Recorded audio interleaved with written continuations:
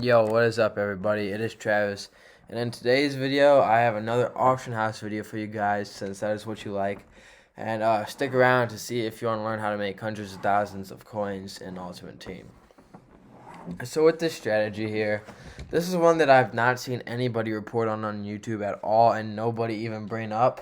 I think it's actually really unknown. So I'm going to show you guys today, and hopefully you could use this to make the most coins that you can. So what you're going to want to do is go to the auction house, obviously, and then you're going to want to go to collection type here.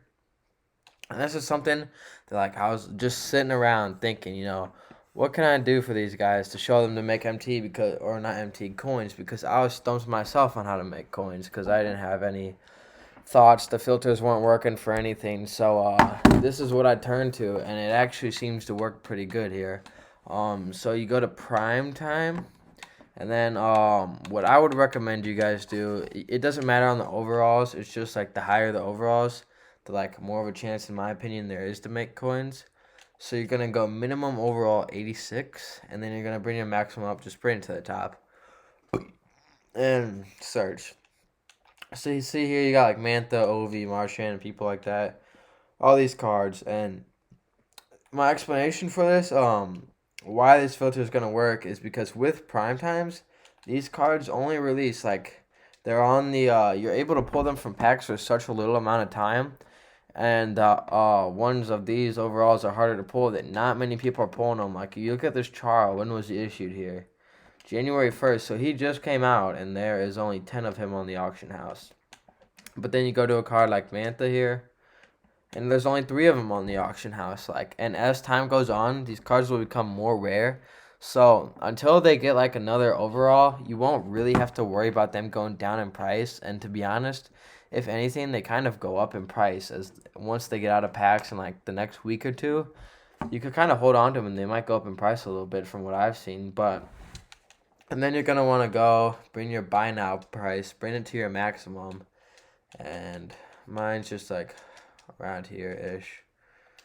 So you're gonna just apply that and look for players. So keep in mind, if you look at your bottom left corner, it's gonna say 78 items. It's not gonna say 78. It's gonna say whatever like the number is for you for your filter. It'll all change based on what you use. But for me, it says 78. So I can hit LB or RB, scroll through the pages, and that number will change if anything gets posted on. It'll go up to 79, or in a minute and 9 seconds, it's gonna go down to 77 if nothing's posted, because the Mantha will expire.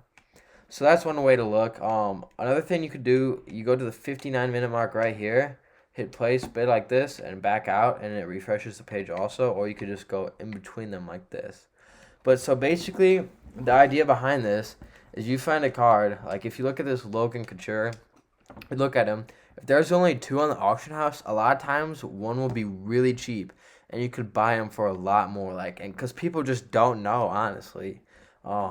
A lot of people don't know. You just gotta find the right card. It's not gonna be a consistent card every time like it could be, but it's just gonna honestly change. So like Drew Doughty's are all around 60K, so that's a fair deal.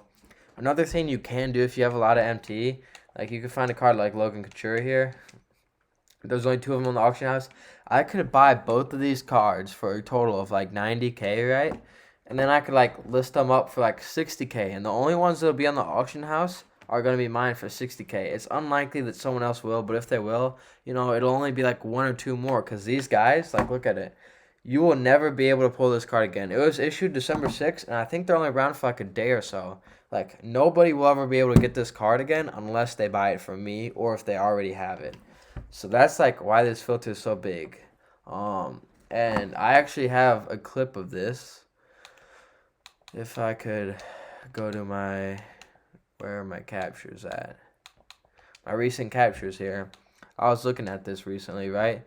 So you go here, and I missed one, dude, because I was just looking around, and I found this Ilya Kovalchuk, who looks to be a pretty good card. I was just scrolling through. I go to him. I'm like, oh, wait, he has Howitzer, right?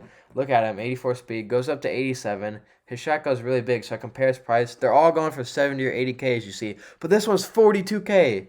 42K, so I'm like, yo, what?